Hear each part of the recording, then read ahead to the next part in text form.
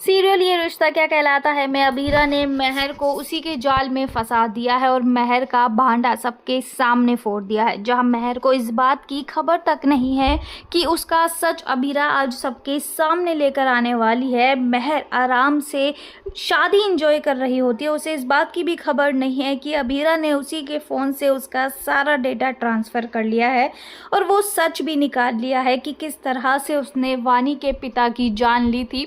और इतना ही नहीं, महर की रिपोर्ट भी आज वो सबको दिखाएगी जिसमें साफ साफ लिखा है कि महर की मानसिक हालत बिल्कुल भी ठीक नहीं है और अबीरा आज ये साबित कर देगी कि महर हम सब इंसानों के बीच में रहने के तो बिल्कुल भी लायक नहीं है, क्योंकि महर काफ़ी ज़्यादा खतरनाक है और ये किसी को भी नुकसान पहुंचा सकती है। उसकी असली जगह जेल की सलाखों के पीछे है। जी हाँ, यहाँ पर अबीरा ने जहाँ सारे सबूत इकट्ठे कर लिए हैं, आज वो स्क्रीन पर सबको सारा सच दिखा देती है।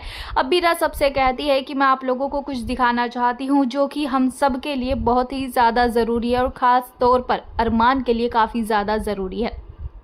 पहले तो विद्या काफ़ी ज़्यादा विरोध करती है और कहती है कि हमें कुछ भी ऐसा नहीं देखना है जो तुम दिखाना चाहती हो, हमें तुम्हारी बातों में कोई भी इंटरेस्ट नहीं है। लेकिन यहाँ पर अरमान कहता है अबीरा तुम जो दिखाना चाहती हो हम लोग देखेंगे। अबीरा सारी सीसीटीवी फुटेज दिखा देती है कि किस तरह से महर ने ही वानी के पिता की जान ली थी और इतना ही नहीं, वानी को मारने की कोशिश भी अब महर कर रही है, लेकिन वो कई बार अपने मंसूबों में कामयाब नहीं हो पाई है।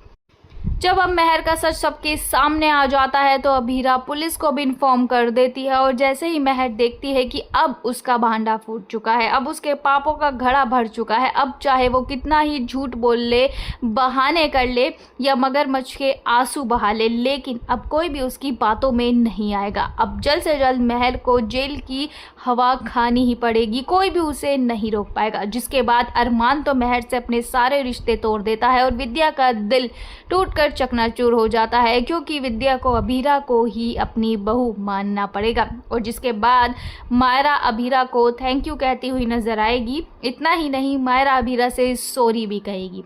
सीरियल में आया ये नया ट्विस्ट आपको कैसा लगा? कमेंट सेक्शन में अपनी राय ज़रूर से ज़रूर दीजिएगा।